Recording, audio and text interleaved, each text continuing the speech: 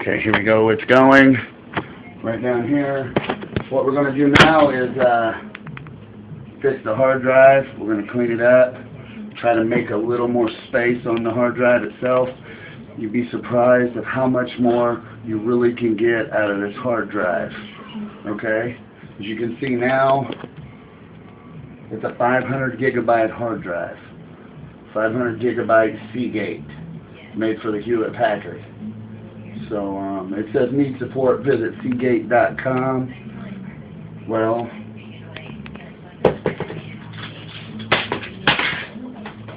unfortunately right now I can't contact Seagate, so I got to work on this myself.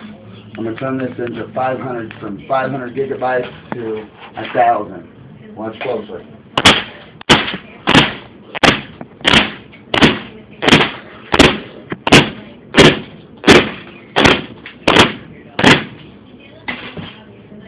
Almost there. You know, they really put these together well. I'm very impressed. But as you can see, there's powder in it.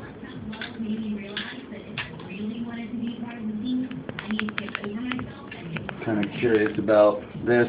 I'll see you again in part 4. Go ahead and stop that, please.